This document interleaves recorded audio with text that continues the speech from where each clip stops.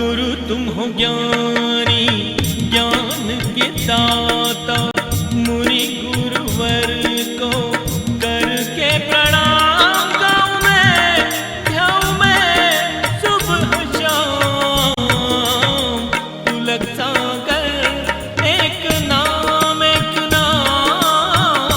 प्रसारण पुण्यार्जक परिवार जिन शरणम तीर्थ धाम के परम संरक्षक संघपति श्री प्रदीप मामा, प्रतिभा मामी, भोपाल।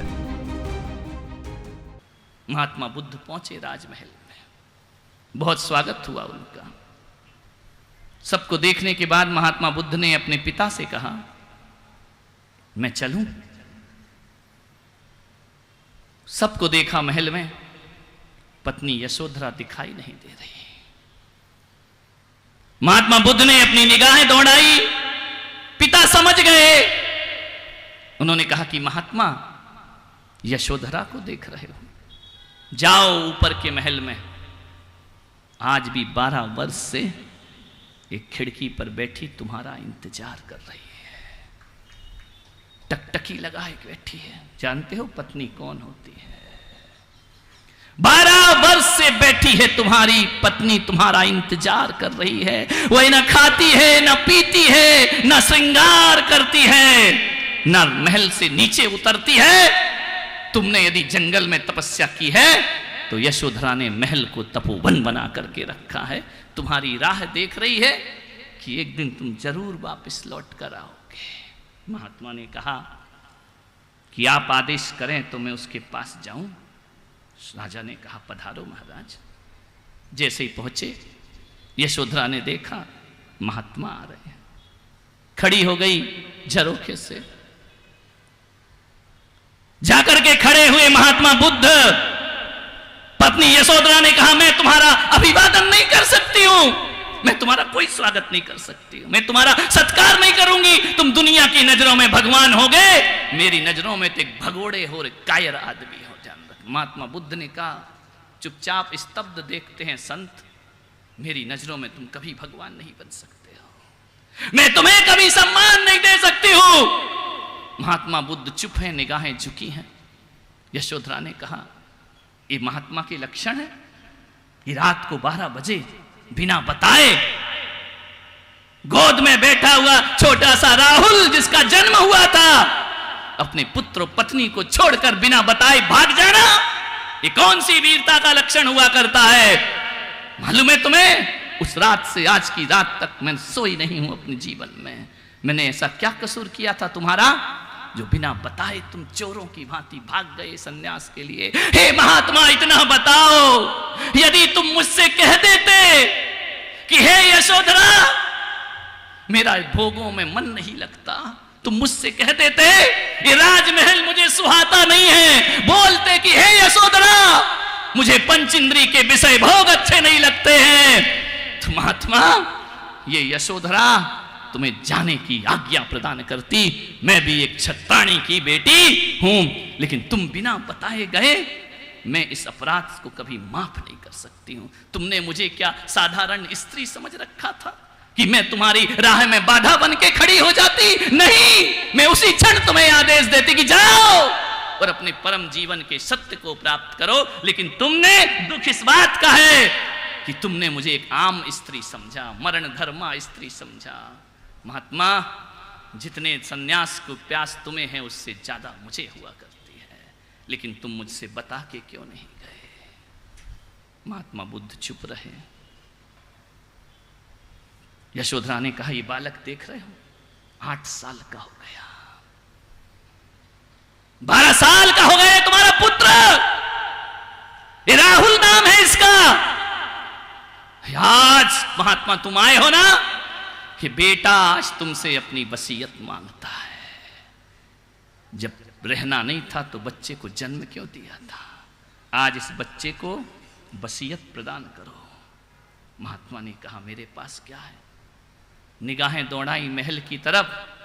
यशोधरा ने कहा, महलों को मत देखो महात्मा, ये तुम्हारा नहीं तुम्हारे पिता का है, वो दादा की प्रॉपर्टी इसको नहीं चाहिए, इसको अपने पिता की संपदा चाहिए। क्या दोगे इस बच्चे को वसीयत में? महात्मा बुद्ध थोड़ी देर मौन रहे, राहुल का हाथ पकड़ा महल से उतार कर आंगन में लाए और कहा कि हे पुत्र राहुल, तेरी मां तुझे तेरा हक मांगती है मुझसे।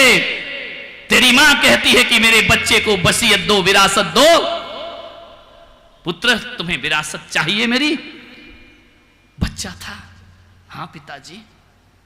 महात्मा बुद्ध ने अपने हाथ का करपात्र लिया और राहुल के हाथ में रख दिया। ले बेटा, एक सन्यासी की इससे बड़ी वसीयत दुनिया में कोई दूसरी नहीं हुआ करती है। कहते हैं कि 12 साल का वह राहुल देखती है यशोधरा की कैसी विरासत दी जा रही है। मैं धन नहीं दे सकता, दौलत नहीं दे सकता हूं। महात्मा बुद्ध ने कहा, चल मेरे साथ, जिस वसीयत के लिए मैं निकल पड़ा हूं, चल परमात्मा की वसीयत की प्राप्ति करने के लिए। उसके मार पकड़ा, राहुल का हाथ ले गए, चीवर धारण किया, भगवा हाथ में पात्र दिया। यशोधरा देख रही है, बेटा भिक्षु बन करके खड़ा हो जाया करता है, ध्यान रखना। यशोधरा से कहा कि अब तू खुश है? तो यशोधरा ने कहा, ठीक संपदा दी, एक बाप के पास जो होता है वो वही दे सकता है। धन्य रही होगी वो नारी, धन्य रही होगी वो छत्राणी, धन्य रही होगी वह विरक्त आत्मा। बेटे को सन्यासी बना दिया उसने। मेरा एक भक्त है, 5 मिनट में समाप्त करता हूं। एक भक्त है मेरा, जिसने मेरे प्रवचन सुने, 4 महीने प्रवचन सुने। उसने कहा कि अब कुछ भी हो जाए, कैसी भी परिस्थिति हो, मैं अपना जीवन जरूर बदलूंगा। मेरे प्रवचन सुन सुन के उसका हृदय परिवर्तित हुआ। वो बेईमान था, वो बहुत गलत रास्ते पर था, लेकिन मेरे प्रवचन रोज सुनता, सुनते सुनते उसे लगा कि धत तेरे की अब एक अच्छी जिंदगी जीना चाहिए। उस आदमी ने संकल्प ले लिया कि अब मैं ईमानदारी का जीवन जीऊंगा, गलत काम नहीं करूंगा अपनी जिंदगी में। कुछ दिन बीते, महीने, 2 महीने, 3 महीने। उसके घर के लोग कहने लगे, तुम पागल हो गए क्या? बोले नहीं, अब मैं गलत नहीं कर सकता, मैं बेईमानी नहीं कर सकता हूं, अब मैं कोई भी ऐसा काम नहीं करूंगा। वो शांत होकर के जीने लगा। यार दोस्त बोले, यार ये बाबा बैरागी पागल हो गया क्या? पत्नी बोलती, तुम इतने बदल गए। पत्नियों का भी क्या करें मेरे भाई। मंदिर नहीं जाओ तो कहती मंदिर जाओ, ज्यादा जाओ तो कहती क्या मंदिर ही बचा है तुम्हारी जिंदगी में? करे क्या? पत्नी बोलती, इतनी भी क्यों सुधर गए तुम? बोले नहीं, अब मैं रोज अभिषेक करूंगा, रोज पूजा करूंगा, रोज पाठ करूंगा, माला जपूंगा, मंत्र जपूंगा, दुकान जाऊंगा, बेईमानी का पैसा नहीं लूंगा, नंबर 2 नहीं करूंगा, घोटाले नहीं करूंगा, व्यसन नहीं करूंगा। इतना बदल गया कि रात में खाना छोड़ दिया उसने, होटल में खाना छोड़ दिया। मालूम है, बच्चों को डांटना बंद कर दिया उसने, बेटी पर बंदिशें लगाना बंद कर दी, क्रोध करना छोड़ दिया उस आदमी। मैं क्रोध नहीं करूंगा, एक अच्छी जिंदगी अब मैं शुरुआत करता हूं। साल भर बाद वो मेरे पास दर्शन को आया, मेरे चरणों में सिर रखा, आंसू टपकाए। मैंने कहा क्या हुआ? बोले आज बहुत खुश हूं महाराज। मैं बेईमानी करता था तो 10 पैसे ज्यादा आते थे, अब नहीं आते, लेकिन मेरी आत्मा में बहुत शांति है। आज मैं बहुत सुकून में हूं, बहुत आनंद में हूं और आज मैं बहुत ज्यादा खुश हूं। मैंने कहा आज क्या हो गया तुझे? बोले महाराज ये मेरी बेटी है, बड़ी हो गई, जवान हो गई। मैंने इस बेटी से कहा कि तू बड़ी हो गई है, मैं तेरा विवाह करना चाहता हूं। बेटी ने नजरें झुका ली। बोले आज का युग है, आधुनिक बेटी है। आज एक बाप बेटी से पूछता है तुझे कैसा पति चाहिए। बोले एक पिता होने के नाते पूछना मेरा अधिकार है। मैंने अपनी बेटी से पूछा कि बेटा बता, तेरा किसी के साथ प्यार का संबंध तो नहीं है ना? मेरी बेटी ने कहा नहीं, जब से महाराज के संपर्क में आई मैं कॉलेज केवल पढ़ने जाती हूं, फालतू के काम करना मेरा जीवन का उद्देश्य नहीं है। महाराज ये मेरी बेटी जवान हो गई। मेरी छाती फूल गई उस समय जब इसने कहा कि नहीं पिताजी, तुम जैसा वर लाओगे मैं स्वीकार कर लूंगी। फिर भी मैंने अपनी बच्ची से पूछा कि बेटा तू बिजनेसमैन से शादी करना चाहती है या सर्विस क्लास से? मेरी बेटी ने कहा मैंने ये भी नहीं सोचा है। बोले अमीर से शादी करेगी या गरीब से? मेरी बेटी ने कहा मैंने ये भी नहीं सोचा है। बोले तुझे सुंदर लड़का चाहिए या सामान्य भी चलेगा? बोले मैंने ये भी नहीं सोचा है, मैंने अभी तक सोचा ही नहीं है। तो क्या सोचा है तूने? बस इतना ही सोचा है कि मेरे माँ बाप जहां शादी करेंगे उसे मैं अपना सौभाग्य समझूंगी। ध्यान रखना, मैं नहीं मांगूंगी अपने मुंह से अपना पति, ना मैंने ऐसा कभी ख्याल किया अपनी जिंदगी में। मैंने फिर भी अपनी बेटी से कहा कि बेटी कुछ तो बता दे ताकि तेरे लिए वर ढूंढने में मुझे सुविधा हो। महाराज आज मुझे लगा कि मैंने सही जिंदगी जी है। मेरी बेटी ने मुझसे कहा ये बेटी है आपकी बच्ची, ये बेटी है मेरी पत्नी। पूछो ये बेटी कहती है कि पापा ना मुझे अमीर पति चाहिए, ना मुझे गरीब पति चाहिए, ना मुझे खूबसूरत चाहिए, ना बदसूरत चाहिए, ना सर्विस क्लास, ना बिजनेसमैन, ना मुझे शहर से लगाव है, ना गांव से परहेज है। फिर भी यदि पापा आप पूछ रहे हो मुझे कैसा पति चाहिए, तो पापा मैं आज कहती हूं कि मुझे ऐसा पति चाहिए जिसका स्वभाव मेरे पापा के जैसा हो। मैं ऐसे पति को स्वीकार करती हूं। महाराज आज छाती फूल गई मेरी कि मैं दुनिया की नजरों में इज्जत बना पाया नहीं बना पाया, मैं अपनी बेटी की नजरों में आदर्श बन करके खड़ा हो गया। ध्यान रखना, मैं आपसे निवेदन कर रहा हूं अहमदाबाद वालों, दुनिया के सम्मान लूटो और घर में इज्जत ना हो तो किस काम की जिंदगी है? क्या तुम्हारी बेटी कह सकती है यदि तुम्हारा व्यवहार अच्छा होगा ना तभी बेटी कहेगी कि पापा के नेचर का पति चाहिए, और व्यवहार अच्छा नहीं होगा तो वो कहेगी मुझे अपने पापा जैसा पति नहीं चाहिए। ध्यान रखना है। विचार करिए आपसे, क्या आपकी बहू कह सकती है कि 7 जन्म मुझे यही सास मिलना चाहिए? नहीं, आचरण और व्यवहार अच्छा होगा तो कहेगी, नहीं तो जिंदगी में कहने वाली नहीं है। ध्यान रखना, मैं कहता हूं कि आपकी औलाद आपको आदर्श मानती है, क्या आपकी औलाद आपके अपने पिता को आदर्श मानती है? क्या आपकी औलाद अपनी मां को आदर्श मानती है? नहीं मानती है। आपसे निवेदन करता हूं आज से जिंदगी बदलना। अरे औलाद की नजरों में तो इज्जत कमाओ। ध्यान रखना, वो तुम्हारी पूजा करें, तुम्हारे चरण धोएं, ऐसा जीवन बनाओ। मैं गर्व से कहता हूं मैं आरिका देवमती मर्द के वंशज में पैदा हुआ, वंश का धन। ऐसे आदर्श बनाओ अपने। ये नहीं कहूंगा कि माता जी बन जाओ। क्या है तुम्हारा जीवन? घर में झगड़ा होता है, लड़ाई होती है, सास बहू में झगड़ा होता है, पति पत्नी झगड़ते रहते हो। तुम्हें देखकर बच्चे कहेंगे कि हमें ऐसी जिंदगी मिलना चाहिए? नहीं कहेंगे मेरे भाई।